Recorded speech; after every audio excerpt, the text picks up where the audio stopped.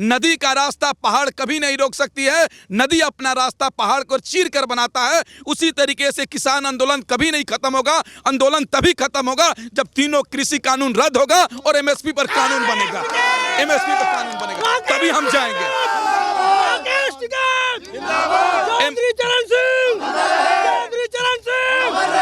ये इस बारे में मैं गवर्नमेंट से ये पूछना चाहता हूँ, क्या ये भारत पाकिस्तान का बॉर्डर है या ये भारत चीन का बॉर्डर है?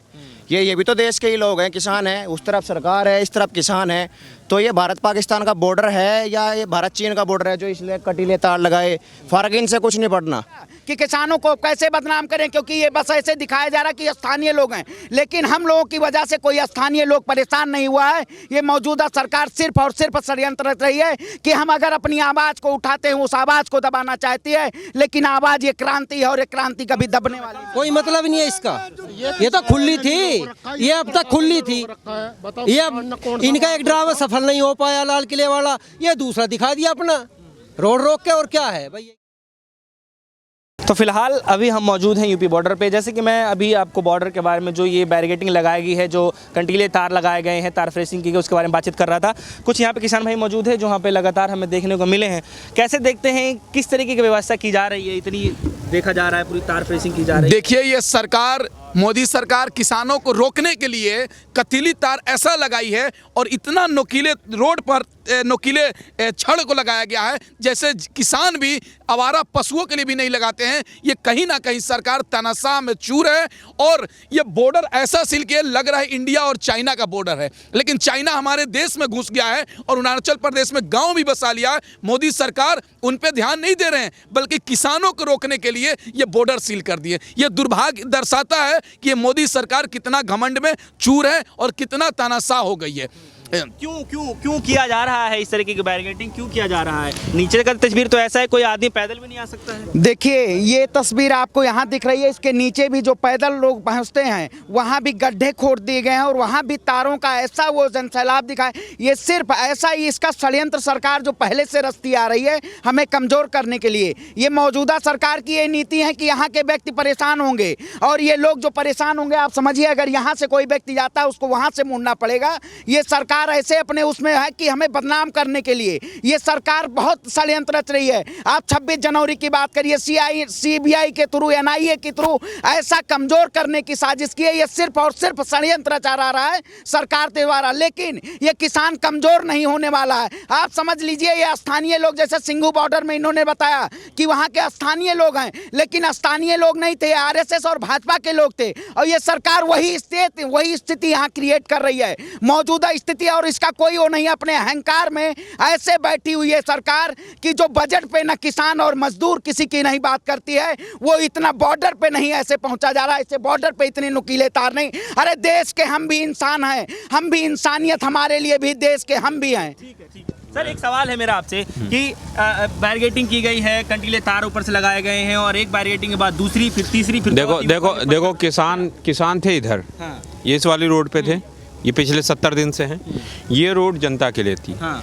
ये जनता के रोड को रोका जा रहा है इसलिए कि रोष जनता में हो किसानों के प्रति, जबकि किसान ऑलरेडी यहाँ से एम्बुलेंस तक के रास्ते दे रहे थे। आपको पता है, आप तो पहले दिन से कवर कर रहे हो। तो ये रोष पैदा करने का है और सरकार को जो ये बंदोबस्त यहाँ किया है ना, ये बंदोबस्त LAC और LOC पे करना चाहिए। चाइना के खिलाफ करना चाहिए और पाकिस्तान के खिलाफ अगर इतना करते, ना कोई आतंकवादी अंदर घुसता, ना कोई चीन का सैनिक घुसता। ये सारे जो जितनी चीज़ें ये कर रहे हैं इनको वहाँ करना। ऐसे पीछे कारण यही है कि लोगों को किसानों के प्रति रोष फैलवा देना और क्या इनको अपमानित करवाना किसानों को। स्थानीय और इनके RSS के जो लोग हैं, जिस तरीके से उस दिन भी आए थे, एक मौजूदा विधायक भाजपा के आए थे और RSS के लोगों को, उन लोगों को प्रोवोकेट करके यहाँ भेज देना, प्रोवोक करके यहाँ भेज देना। ये प्रोवोकिंग कॉल है और कुछ नहीं है।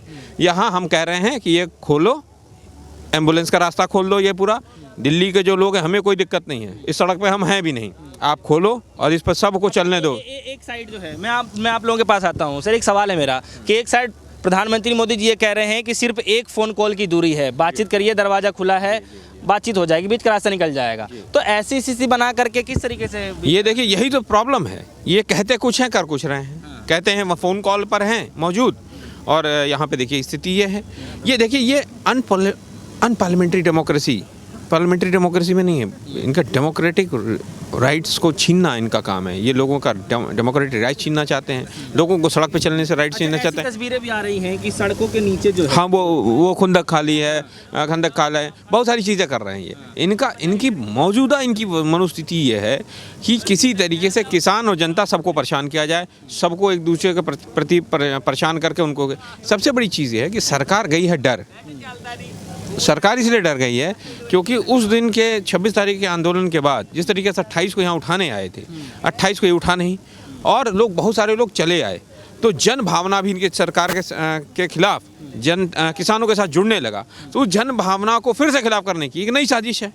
और ये आंदोलन की खूबसूरती ये है, और ये बहुत ज़्यादा भगवान के ऊपर वाले का है कि जितनी बार ये सरकार किसानों के खिलाफ साजिशें कर रही है, इस आंदोलन को समाप्त करने की कोशिश कर रहे हैं, क्योंकि ये ज़मीन से जुड़ा हुआ आंदोलन है। ये आंदोलन दुगनी गति या चौगनी गति से फिर वापस आ जा रहा है। चलिए ठीक है, बजट के लिए बोल रहे हैं, किसानों के लिए फिर से बहुत बड़ी सौगात लेकर। देखिए, ये बजट आम नागरिक के लिए निराशाजनक है, क्योंकि इस बजट में ना किसानों की बात की है मोदी सरकार ने, ना युवाओं की बात की है, और ना ही देश के आम नागरिकों के बारे में सोचकर यह बजट लाया गया। ये बजट कहीं ना कहीं चंद पूंजीपतियों को, अडानी और अंबानी को फायदा पहुंचाने के लिए बजट लाया गया है। अब बताइए ना, इस बजट में बोल रहे हैं कि किसानों की आय दोगुनी होगी, 1.5 गुनी होगी। आप बताइए, किसान 50 रुपए में बीज खरीद के लाता है आलू का, और वही आलू 5 रुपए किलो बेचना पड़ता है, तो उसकी लागत मूल्य आप देने को तैयार नहीं है मोदी जी, तो 1.5 गुनी आय कैसे होगी? कहीं ना कहीं ये मोदी सरकार किसानों को छलना चाहती है और मूर्ख बनाना चाहती है और उनको बहलाना फुसलाना चाहती है। कह रहे हैं कि दिल में है हमारे किसान। अरे किसान दिल में रहते तो आप 3 महीने से किसान आंदोलन कर रहे हैं, तो उनसे मिलने क्यों नहीं आते? दिल में रहते तो किसान शहीद हो गए, उनके बारे में ट्वीट नहीं करते। आप बंगाल चले जाते हैं, लेकिन 10 किलोमीटर दूरी पे किसान आंदोलन कर रहा, उसको मिलने तक नहीं आ रहे। अगर किसान आपके दिल में रहते मोदी जी, तो किसानों के साथ आतंकवादी जैसा बिहेव नहीं करते। आप किसान दिल में रहते तो किसान को बदनाम करने के लिए आप अपने चमचे दीप सिद्धू को लाल किला भेजकर तिरंगा का अपमान नहीं करते। किसान अगर आपके दिल में रहते तो आपके मंत्री किसानों को खालिस्तानी पाकिस्तानी कह दिया, उसको अपने मंत्रिमंडल से निकाल दिए रहते। कहीं ना कहीं ये मोदी सरकार के दिल में अडानी और अंबानी और 2 आंख वाले बाबा रामदेव बाबा बसते हैं। हम जैसे किसान और गरीब नागरिक मोदी जी के दिल में नहीं बसते हैं। कैसे देखते हैं कंटीले तार जो है साथ साथ में है, उसके नीचे जो हम रोड सड़कों पे भी जो है जी, सड़कों पे जो सरिया, ऐसे आप समझिए एक रोड बनी हुई है, हमारे टैक्स पेयर, हम टैक्स पे करते हैं, हमारे पैसे को उसको ऐसा खोद के और उसमें सरिया वो किया गया है। आप समझिए, इतना किसान, ऐसा कौन सा गलती, किसान कोई मांग थोड़ी ज़्यादा बड़ी कर रहा है। आप कह रहा है जो कोरोना काल में 3 कानून लाए थे वो वापस ले लीजिए, MSP पे गारंटेड कानून बना दीजिए, क्योंकि आज 1868 रुपये अगर धान का विक्रय खरीदते हैं कोई, आप समझिए 1000 और 1200 में उसको बेचना पड़ता है। ये सरकार अंधी है। आपने एक चीज पूछी कि किसान के, मोदी जी कल बजट में कह रहे हैं कि हमारे किसान दिल में है। दिल में अगर किसान होते, 11 दौर की बातचीत हो चुकी है, 150 किसान शहीद हो चुके हैं। आपका तब ट्वीट नहीं आया, आपकी संवेदना कहाँ थी? ये सरकार उस समय क्या गूंगी, बहरी, अंधी भी हो गई थी?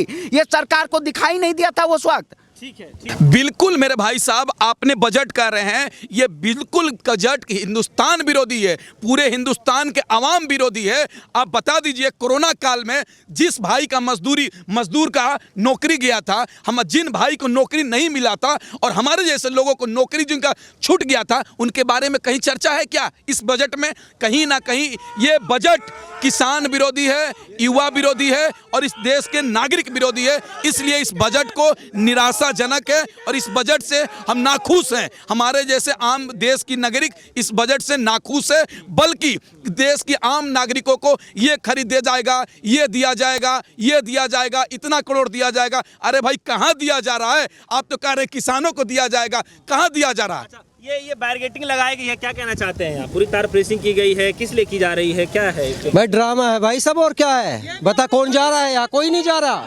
जानबूझकर रोड रोक रखी है, जानबूझ के, कोई मतलब नहीं है इसका। ये तो खुली थी, ये अब तक खुली थी, ये अब इनका एक ड्रामा सफल नहीं हो पाया लाल किले वाला, ये दूसरा दिखा दिया अपना रोड रोक के, और क्या है भाई? यही कहना, ये तो प्रशासन ने रोक रखा है, ये किसान ने कोई मार्ग नहीं रोक रखा। सब आवाजावी चली हुई है किसान की तरफ से, एम्बुलेंस हो, कोई गाड़ी हो, तो किसान अपना मदद से लिगड़वा रहा है किसान। किसान ने कोई नहीं रोका, सब प्रशासन ने रोक रखा है। ये कंटीले तार, ये पत्थर ये रोक रखे हैं। सड़कों पे कंटीले तार और जिस तरीके से जो सरिया लगाई जा रही हैं, क्या कहना चाहते हैं आप? ये इस बारे में मैं गवर्नमेंट से ये पूछना चाहता हूँ, क्या ये भारत पाकिस्तान का बॉर्डर है या ये भारत चीन का बॉर्डर है? ये भी तो देश के ही लोग हैं, किसान हैं, उस तरफ सरकार है, इस तरफ किसान है।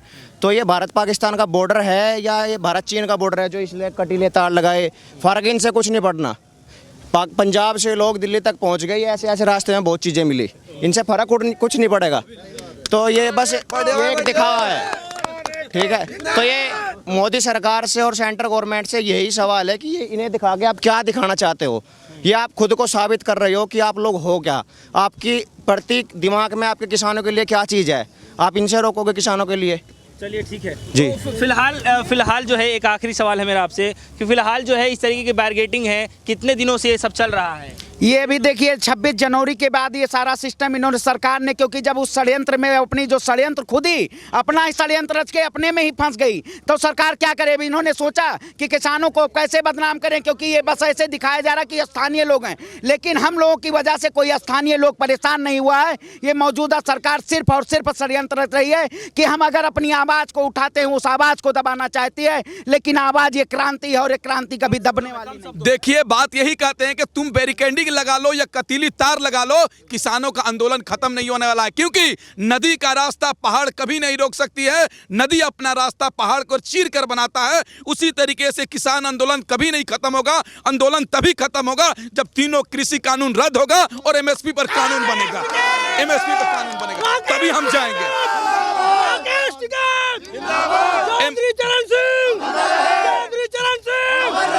तीनों कृषि कानून रद्द होगा, एमएसपी पर कानून बनेगा, तभी अपना किसान घर जाएगा। क्योंकि किसानों ने खुले तौर से कह दिया है कि कृषि कानून रद्द नहीं, वापसी नहीं, तब किसानों का घर वापसी नहीं।